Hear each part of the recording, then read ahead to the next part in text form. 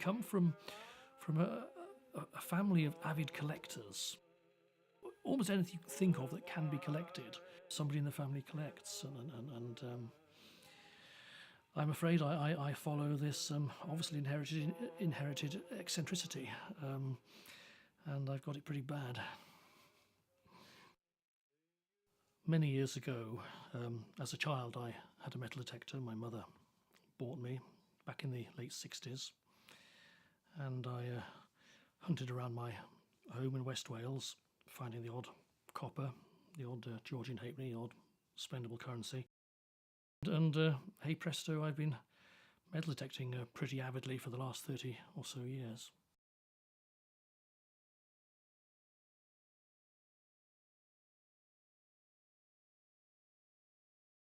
Yeah, this is a typical detectorist kit. You've got the metal detector, spade, best ones are cut down garden spades, a bag to put your rubbish in, a little box to put anything decent you find in, and a probe which is a very limited range metal detector for when you're searching in a hole or the spoil from a hole for that small object you can't instantly spot.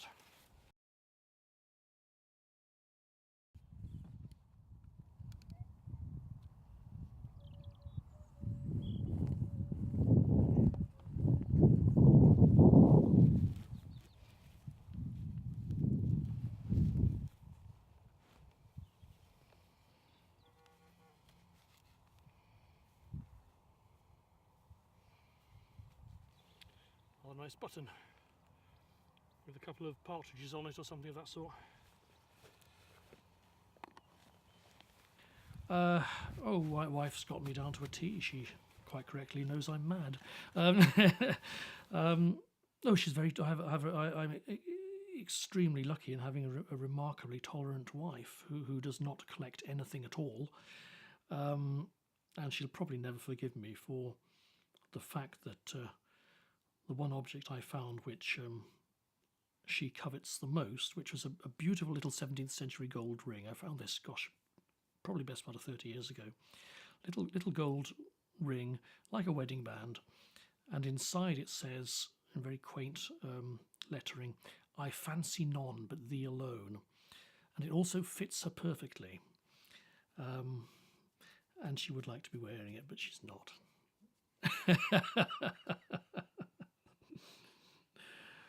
But no, she's a good wife.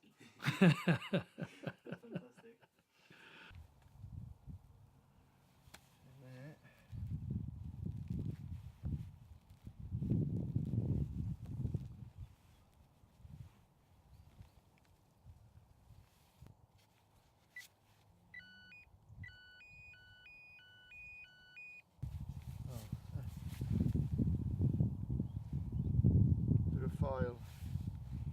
What? A bit of file. Sometimes a file will give you a good signal, like a coin or whatever, when you say, well, I'm going to dig it. On this particular instance, it's a bit of file.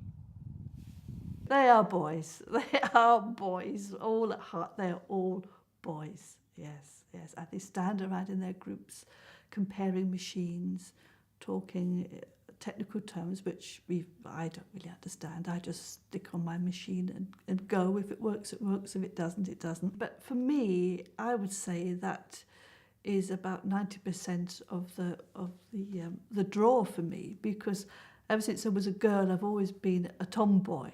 I've never been one for doing what girls do. I'd always wanted to go and play with the boys. I always had much more fun. They got dirty. Who cares, you know? I think it's something that men do, and well, why not? Gets out their wife's hair on a Sunday, and you know, it's fun. It's great. The big turning point in my metal detecting was within 2 months of starting this hobby. I found my first gold coin. There's a bit of a story behind that, actually. I don't know whether people would believe this or not, but my mother-in-law, when she was alive, had a couple of gold sovereigns, which before I'd met my husband, she'd given away. And she'd always said to me, Anne-Marie, I wish I'd kept one of those. I would have loved you to have had one of those gold sovereigns. And she'd passed away about 2 or 3 months before I found this gold sovereign. And I always felt that it was her way of ensuring that I did have one. I know it sounds a bit spooky, but to me, that was my mother-in-law's gift to me.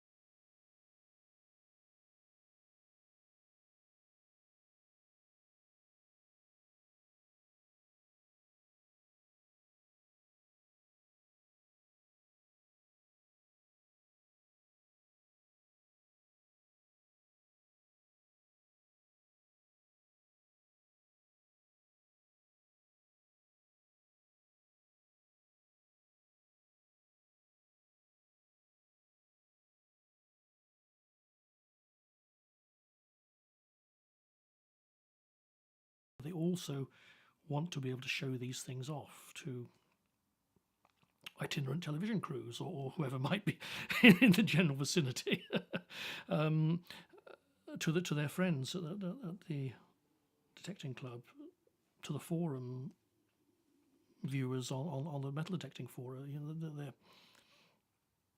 there is a a strong desire to, in most of us, to share the things we find and to, I suppose, compete. It's almost a competitive instinct as well, as an acquisitive instinct.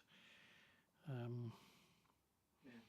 So, so you think that others share the same viewpoint as you, or do you think that some others have different? Many people share the same sorts of collecting instincts. Again, varying numbers for the varying forms of collecting. In terms of metal detecting, there are something probably around between 10 and 20,000 active metal detectorists in the country at any one time, and there will be probably as many again, if not more, who have a metal detector in the attic, which they bought on a whim because of the news of some recent fantastic discovery, or they were given by a parent or a child or a sibling.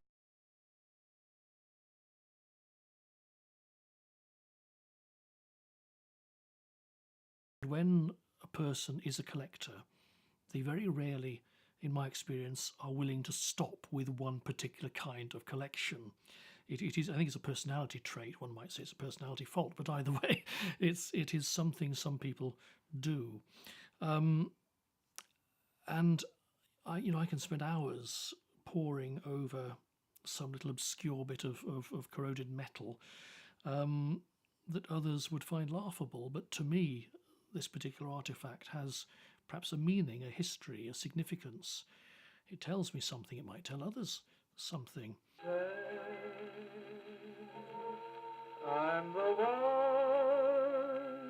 you adore. Then I'll see me in your eyes as before.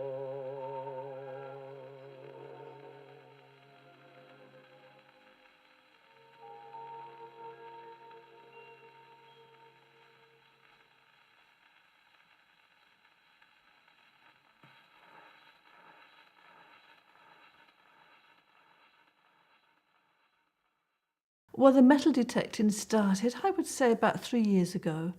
A friend invited me to a local club which had just started. She'd been there for about 6 months and said, come along. And I was fascinated. I loved to see the finds table, all the artifacts, coins, bits of metal, odds and ends that people would bring in that they'd found. And I thought, yeah, this is for me. I could get interested in something like this.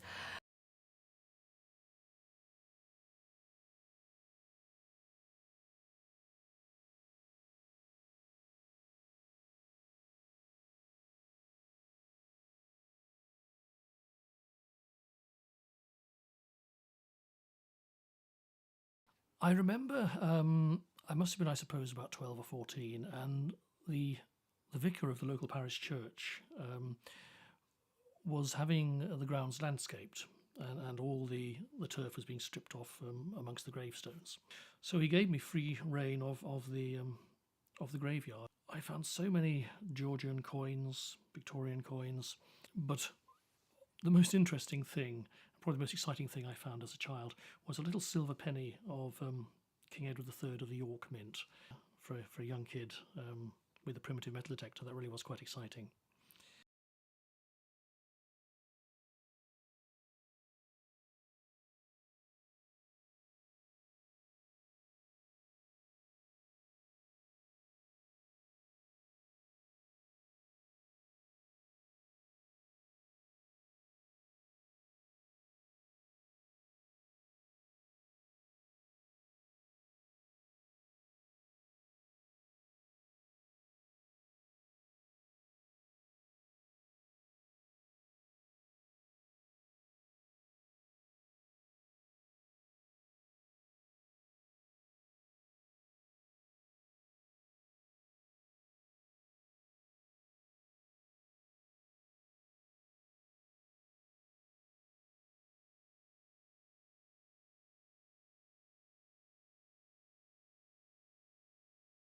In my childhood, I was collecting cacti and coins and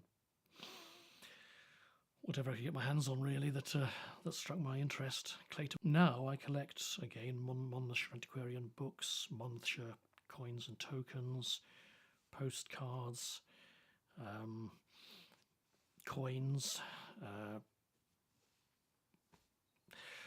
antiquarian maps, LP records. I've got thousands of LP records. And of course, I go out on the fields metal detecting, and I've got many hundreds of interesting and ancient artifacts and coins that I've found in the soils of Monmouthshire and Gwent.